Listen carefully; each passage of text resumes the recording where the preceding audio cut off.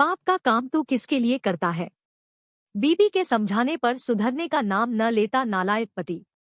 रहाना मौलिमा के साथ साथ बीटीसी डिग्री लड़की थी, इसलिए उसकी शादी एक इंजीनियर से हो जाती है।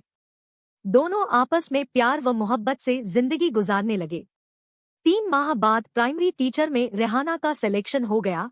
अब वह अपने पति के साथ स्कूल पढ़ाने जाती और शाम को दोनों साथ में घर आते और दोनों मिलकर रहते।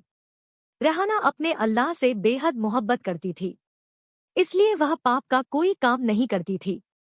नमाज पढ़ना, तिलावत करना, दीन की किताबें पढ़ना, सदका देना आदि उसके जीवन का मामूल बन चुका था।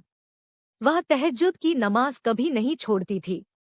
तहज्जुद में वह अपने रब से रो रो कर अपने लिए, अपने घर वालों, रिश्तेदारों और सारे आलम के लिए अच्छी अच्छी दुआएं करती, अपनी भूल के पाप के लिए इस्तग़फ़ार करती, अपने प्यारे नबी सल्लल्लाहु अलैहि वसल्लम पर कसरत से दरूद भेजती। लेकिन वहीं उसका पति केवल फैशन के रूप में खाली जुमा की 2 रकात नमाज पढ़ने जाता और बाकी सारा टाइम मोबाइल चलाता रहता।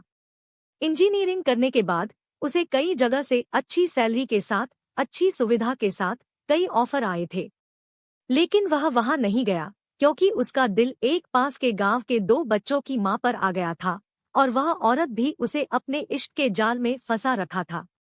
उसका पति कुवैत में फोरमैन के पद पर एक कंपनी में जॉब करता था। वह 3 वर्ष पर घर आता था, इसलिए रेहाना का पति उसके बीबी से अपना उल्लू सीधा कर रहा था। हालांकि रेहाना भी कम खूबसूरत न थी, लेकिन जब दिल लगा डायन से तो परी क्या चीज है। साल बीतते ही रेहाना को अपने पति पर शक होने लगा। उसने अपने पति के बहाने को नंदरअंदाज करती थी और इजाजत दे देती थी जिससे रेहाना अपने पति और उस स्त्री के भेद को जान सके। रेहाना एक दिन छुप छुपाकर अपने पति को रंगे हाथों पकड़ लिया और उसे घर ले आई। नरम लहजे में उसे समझाया, क्या तुम्हें जिना जैसे बड़े गुनाह का अंजाम पाना नहीं है? यदि तू सऊदी में होता तो तुम्हें मौत की सजा हो जाती, और तू आखिरत की सोच, वहां पर क्या सजा तुम्हें खुदा देगा।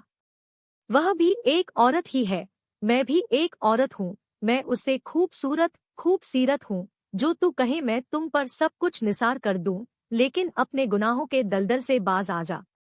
रेहाना उसे रोज समझाती, दीन व दुनिया की अच्छी अच्छी बातें बताती, जहन्नम के अजाब से डराती, अपने पति को जमातियों के साथ 40 से 40 दिन के छिल्ले में भेजती। फिर भी जब उसका पति घर वापस आता, उसी 2 बच्चों की मां से चोरी छुपे अपना इश्क लड़ाता। रेहाना अपने अल्लाह से कहते, या खुदा तूने मुझे सब कुछ दिया है, मुझे मेरा पति भी वापस दे दे, उसके दिल से उस औरत की झूठी मोहब्बत निकाल दे।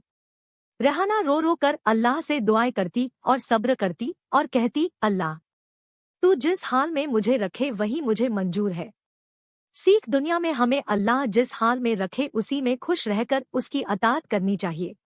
वीडियो देखने के लिए आपका बहुत बहुत शुक्रिया।